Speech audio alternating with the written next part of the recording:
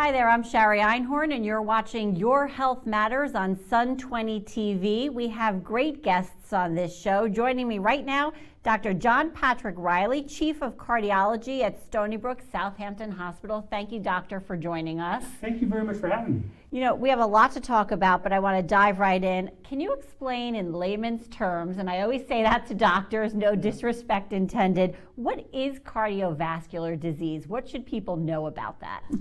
So cardiovascular disease is a broad umbrella covering all the diseases that may affect your heart or the vascular system.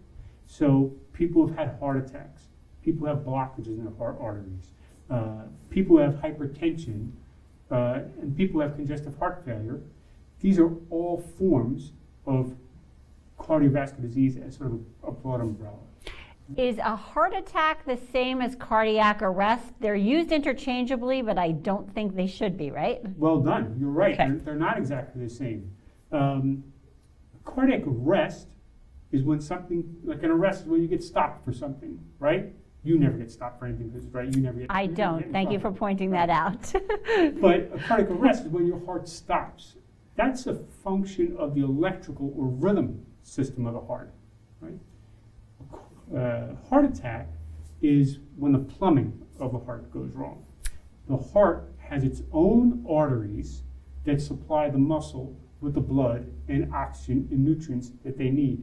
And when one of those arteries gets completely blocked up, then the muscle downstream from there gets injured, gets starved of the oxygen and nutrition it needs, and that's a heart attack. Now, sometimes people with a big heart attack, that can cause electrical problems. Just like if you had a bad plumbing problem, it might spill over and affect the electric system in your house. And so sometimes people with a big heart attack might go into cardiac arrest. Plumbing is an excellent way of a really good explanation. Thank you for the good description. I think people are wondering, are cardiac events more common in men or women, and are they seasonal at all? Another great question. I think a lot of people still carry around the assumption or the bias that heart disease is a man's condition. The truth is more women die of heart disease every year Really? than men. So absolutely, as many or more women die from heart disease. Is there a reason for that? The reason why we used to have the bias, maybe it used to be true. Smoking is such an important risk factor for heart disease, and 50 years ago, 60 years ago, it was much less acceptable for women to smoke as opposed to men. And then once we got comparable rates of smoking, the women's rate caught up with women's rate of heart disease caught up with men. Why do they die? They don't die at a higher rate, but it's a numbers game, right? There's also a few more women than men around. Women tend to live longer, and if you have a heart event at an older age, you're at higher risk from dying also. So it's a little bit of a statistics or math thing. The important thing to know is that women are just as much risk as men for developing heart disease. Is anyone more at risk in any particular season? I mean, when we do stories about shoveling, right, we talk about being careful, but we say sort of the same thing when we talk about doing work outside in excessive heat. Yeah. So I think the common thing for there is that people are doing more work than they're used to doing, right? A lot of us can be very sedentary, but then the snowstorm forces us to go out and lift lots of heavy snow, and that's an event that puts stress on our heart and may precipitate a heart attack. Similarly, when you are out in the heat and mowing your lawn, you do that once a week, and you don't anticipate how hot and sweaty and dehydrated you're getting, your heart's under more stress. It has to beat faster, it has to beat harder, and that's more stress for your heart and putting you at increased risk for stroke. Is cardiovascular disease genetic or environmental or a little bit of both or none? I think it's more than both. Right? I think there are several risk factors that go into it. I mentioned already smoking. Right. Smokers have 2 or 3 times the risk of having a heart attack as non-smokers. People who have diabetes is a risk factor. People who have high cholesterol. Some of us have high cholesterol because of our diet. And we can be very effective at improving our cholesterol with adjustments to our diet. Other people, their metabolism and their liver are more responsible for the production of the cholesterol that we have in their bloodstream. And so that part may be genetics. And certainly people who have a history of early heart disease in their family, we consider them to be at higher risk. And that may be more than just their cholesterol. And when I say people have a risk of early heart disease in their family, if you have a father or uncle, blood-related uncle, who had a heart attack or a heart event before age 55, or a woman, a mother, a grandmother, who had a heart event before age 65, that would be a sign of premature heart disease. And so sometimes people don't know their family history though, so what are current guidelines for folks to go see a cardiologist for maybe a baseline? So I think the first thing is to go see your primary care doctor. Right. I think our primary care doctors in our community do a fantastic job of screening for that and doing an assessment of what our risk factors are. Do we have diabetes? Do we have high blood pressure, tobacco use? And can do that first assessment of what your cholesterol panel is and see, are you at low risk, intermediate risk, or high risk? And kind of weighing all those factors and saying, maybe you should go see a cardiologist because you seem to be at increased risk. For people who are not having symptoms, they do not necessarily need to have a stress test just because they turned fill in the blank for what age people think they might have it, right? Because I have people who come in and say, I'm 50, I'm 60, I'm 70, it's time for me to have a stress test. Right. Because they just hear about it. They hear about right. it. And historically, people have done that. But I sit and talk to them, and they, maybe play golf or walk on the beach or playing tennis, and they're having no symptoms. Their stress test is probably not the be-all and end-all. Stress tests are good tests. They're very good at helping discriminate when someone's having chest discomfort, is this likely to be coming from their heart or not? Because if you put them on the treadmill and they get that same chest discomfort, or their EKG becomes abnormal, or they can't do the amount of exercise we would expect them to do, that may make me suspect that this chest discomfort is more likely your heart, as opposed to maybe coming from something else. For the person who's asymptomatic, the stress test is not as useful because the stress test becomes abnormal in those ways I mentioned when the plumbing becomes at least 75% blocked. Oh, gotcha. If you think about your garden hose, when you try to, if you don't have the handle at the end of it, and you want to slow down the water and put your thumb over it, if your thumb's only covering about half the garden hose, the water's coming out just as fast, and we're not restricting the flow through it. Okay. You kind of have to get 75% of that blocked before you're really restricting flow, but before it would take any longer for you to fill up your bucket, if you will. So I think a lot of people are asymptomatic. They come in, they want to ask for a stress test, and they're thinking, oh, I passed my stress test, that's fine. I'm good, right? But if I told them, you know what, that stress test could be normal, even if you had a 50 or 60% blockage, they'd kind of sit back and say, well, I thought I was normal, right? And so, but that's not what the stress test is designed for. It's really designed to find that person who's got a tight blockage. I'm trying to discriminate what type of chest pain they're having.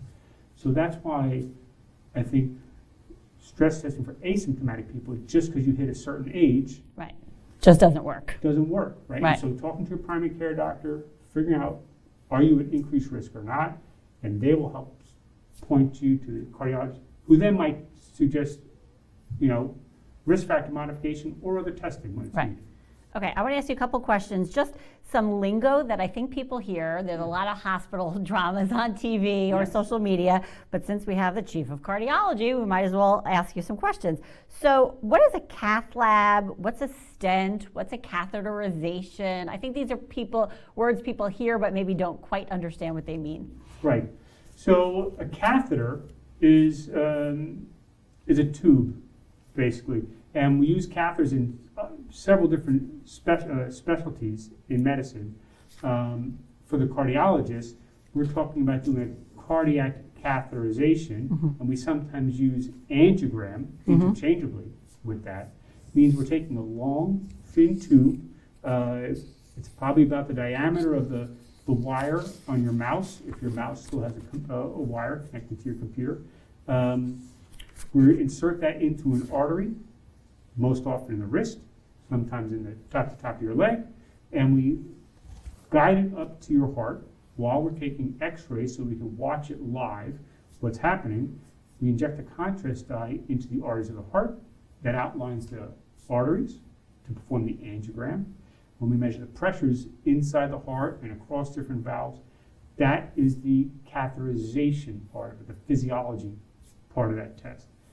We do those tests to see whether or not people have a tight blockage, sometimes for evaluation of people who have valvular disease, who may or may not need surgery. And that's a catheterization. So the place where we do that procedure, we call that the catheterization laboratory. So that's the cath lab. That's gotcha. the cath lab. So what is this? Laboratory, it's not really, we're not doing experiments. I think that's a holdover for 50 Right. years. We'd probably call it a laboratory though. So what is a stent? Great. So when we find that there is a tight blockage, many times the best way to treat that is going through that same tube, that same catheter that we use to do the angiogram. We can insert a guide wire, which acts as the track to advance a balloon. We inflate the balloon from outside. It spreads open inside the artery. We then deflate the balloon and pull it back out. And that has opened up a blockage in the heart artery. But the artery, like our tissue, is fairly elastic. It wants to bounce back and kind of close again. So the stent is a small metal coil-like structure that provides some scaffolding. So we then go in and place the stent in place, open up the balloon, it expands, it stays put, and holds the artery open and keeps it from recoiling back. That's pretty common as far as a procedure, right? And can people live normal, healthy, active lives after they have a stent? It's a very common procedure. Probably 500,000 stent procedures get done in the United States each year.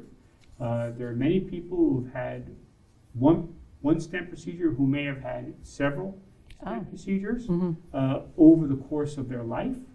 And it's a fairly minimally invasive type of procedure.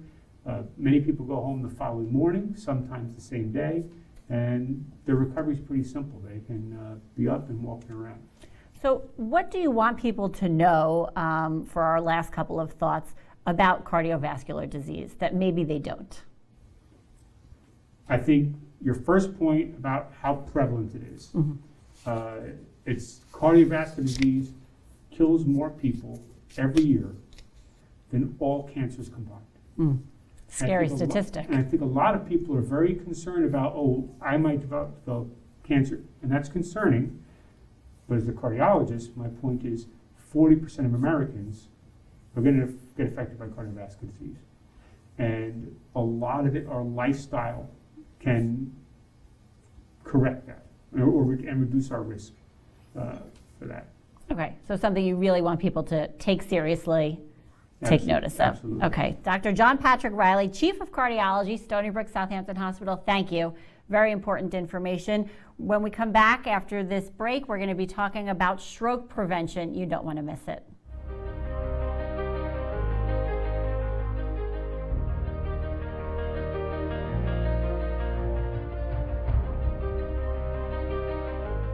Welcome back. You're watching Your Health Matters, and now we're talking about strokes and stroke prevention.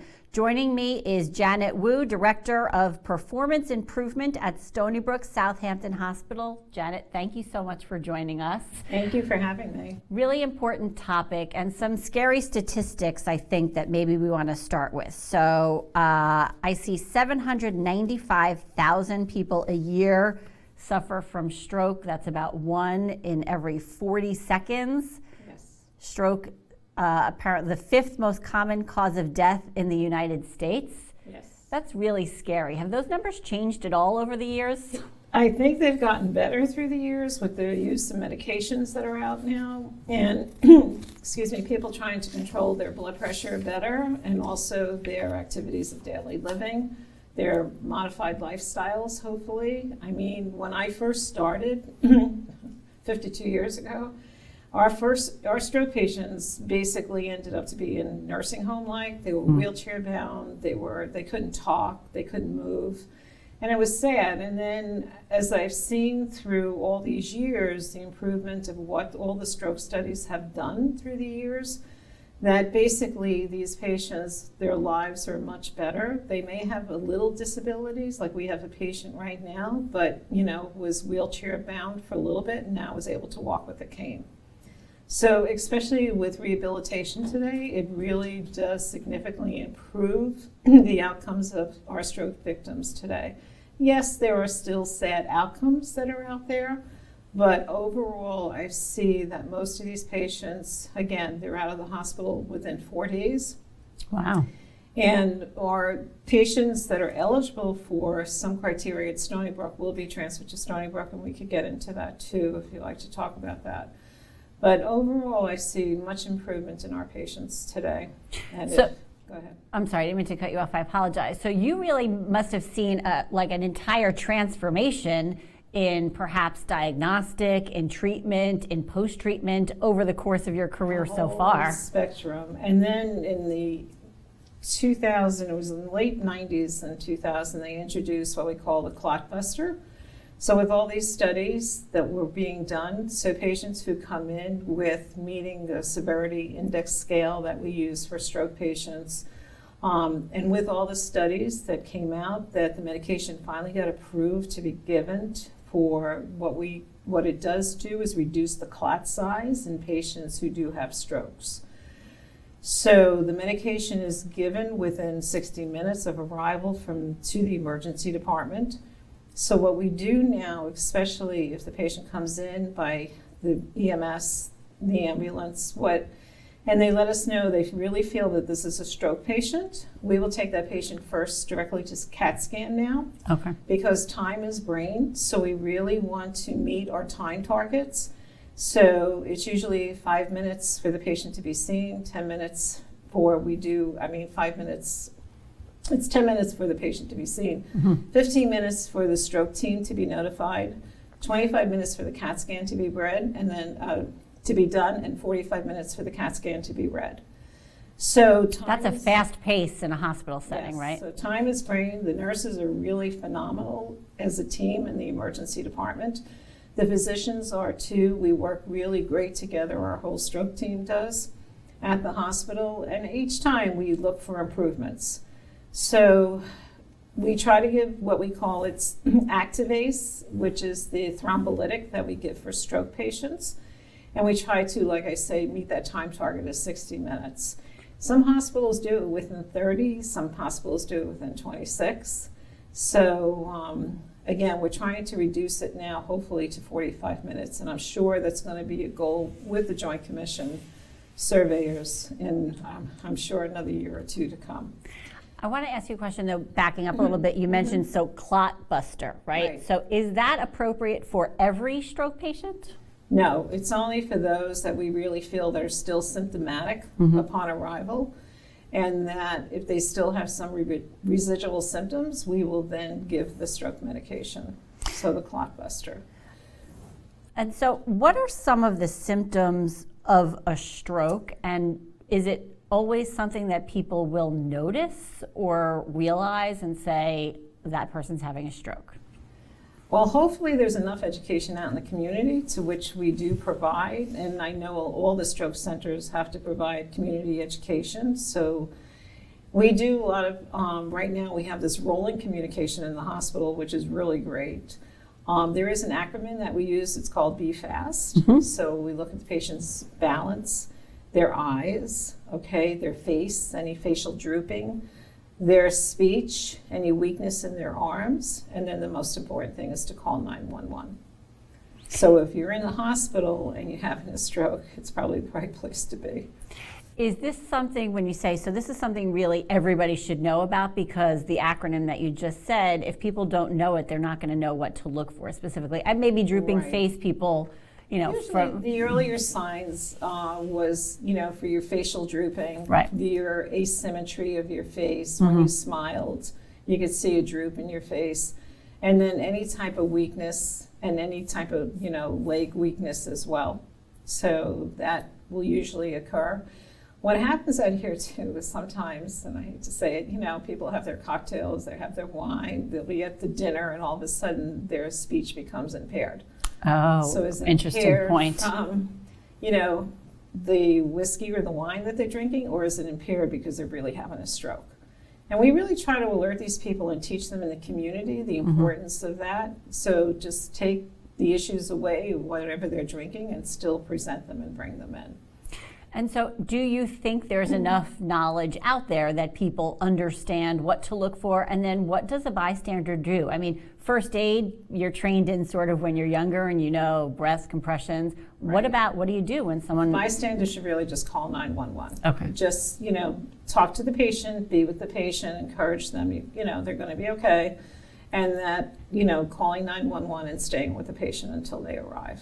And why is it so important to move fast? I mean, you said time is brain, but can you explain what you mean by that? The quicker we treat the patients, the better outcomes that they have. And soon, hopefully, with FDA approval, there's another medication that will be coming out shortly, which is tenecteplase, which we use for cardiac patients right now. And it's interesting because the clot buster that we use now for stroke patients, we used for cardiac patients a couple of years ago. And then when they started to do the study, so the same thing with tenecteplase now. It will be a lot easier to administer to the patient. It's only by an IV shot, whereas the alteplase right now is given with, it's an hour infusion that we give to the patients. So hopefully that's going to come down the pike soon. A lot of hospitals in the city are using it now, but we're still a little bit leery because it doesn't have the FDA approval. Stony Brook will hopefully be starting it in sometime in the fall. That's their predicament right now. Is that when FDA approval is expected, or it's a clinical trial of some It's kind? still a clinical trial yet, but everybody, North Shore is using it. A lot of the city hospitals are using it, so hopefully. But it'll be a lot easier for the nurses to administer. Okay. I think we should probably go over who is at risk of a stroke. Anybody higher risk? What are risk factors? Strokes are basically males.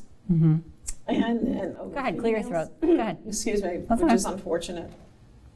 And then you have hereditary issues, patients who are diabetic, patients with high cholesterol, patients with hypertension.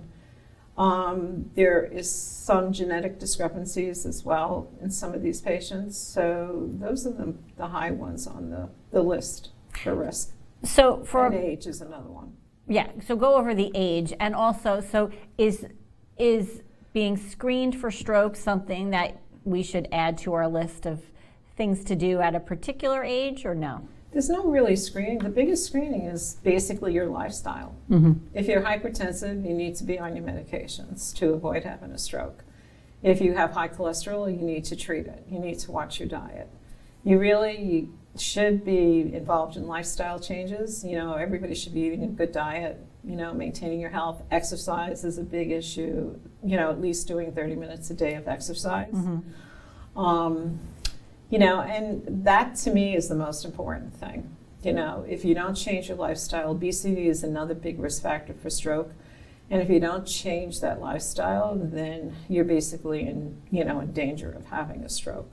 So a question about lifestyle, we've talked a little bit about that when we talk about other topics, nutrition, cardiovascular disease, they're all kind of linked together, right? Mm-hmm. Yes. Do you think people get that? I feel like sometimes people say, oh, I should focus on this, I should focus on this, and it's sort of compartmentalized, right? It's together, but the patient themselves have to be serious about it. They have to really, it's like the smoker. If you don't realize, you see all these horrible commercials today, what those who smoked and the ones with the trachs now and the voice boxes. I saw one just the other day. And they started smoking when they were like in their teens, and then this is how they ended up when they're at 40, 50 years old. Again, if you took care of yourself all this time, and there's so many nuances with diabetics today too, with diets, with the new medications that they have out too, that some of these patients could actually come off of their diabetic meds. And they've lowered their hemoglobin A1Cs. So that's extremely important. And we do look at that on all our patients that are admitted to the hospital today. We do a diabetic screen on them, and we do test them to see. And if they're above a certain level, then we basically, we'll treat them and tell them that they have to follow up. So I have what I think is an interesting question. If folks are perhaps not paying attention to the risk factors and see the show, hear you, suddenly realize I really should get on top of it, are they still able to turn things around, for lack of a better description? Try. I mean, it depends upon where you are in your life. I mean, but you can really try. Everybody could always lose weight. Everybody could always stop smoking. Everybody could always modify their habits. And the most important thing, I feel, is really exercise. And what do you hear from people, perhaps, that that have, you're laughing, that you have treated, that you see afterwards? I mean, is it something that people wish I would have taken more seriously prior? Sometimes, but again, like I said, most of the deficits aren't that severe that we see in our patients that go home. I do callbacks on the patients and just to see how they're doing. And we really, I don't hear that from them, that just, of their disability. There is a great stroke support group out of Stony Brook. Oh, great. Okay. They are now doing virtual, so it's really great. We have some patients in Montauk that do attend now. And it's a good support for the families and for the patients as well. How can people get in touch with the support group? So there is a number. I don't have it right now with me, but I could always provide that. So it's getting in touch over at Stony Brook with their stroke support group. Okay. How important is that to have that support system? It's good, especially if you're the family member and the significant other taking care of a loved one who has some bad disabilities after a stroke. And I think that part is really good. So that group meets once a month as well as the stroke patients themselves. And it's really good to hear from other people how they're doing, what they're doing with their lifestyle, and how they're changing to better their lives at this point. Right. I always like listening to other people tell their stories. I feel like you get something when you listen to what other people are doing, right? Yes. Yeah. And especially, some people, will laugh and say, well, it's too late, I'm too old, I'm not going to do anything, But that's where we see these patients with multiple comorbidities. That's what we say. They have cardiovascular disease, they have diabetes. Right. And they have the high cholesterol. And so they do come in, and this is the ones that we see. During the period of COVID, what was interesting, patients weren't coming to the hospital. Right. And then we were afraid of what was happening out in the community. But now they are coming back. So hopefully, and the biggest thing is what we try to educate on is don't tell yourself if all of a sudden you can't mathematically put 2 and 2 together, or you just can't express yourself, or you all of a sudden you have weakness in your arm because you feel you just slept on it. And don't feel that, some of them feel it's just going to go away. And let me just see what happens. We always encourage them, no matter what, please just come to the emergency room because you do not know. Right. Take it seriously. That's right. Okay. That's right. Janet, thank you so much. We really appreciate your welcome. time. Great information. Okay. Thank you all for joining us. You're watching Your Health Matters. We'll see you next time. Funding for Your Health Matters is provided by Stony Brook Southampton Hospital. As part of the Stony Brook Medicine Healthcare System, Stony Brook Southampton Hospital is committed to providing world-class academic-based medical care to our entire East End community.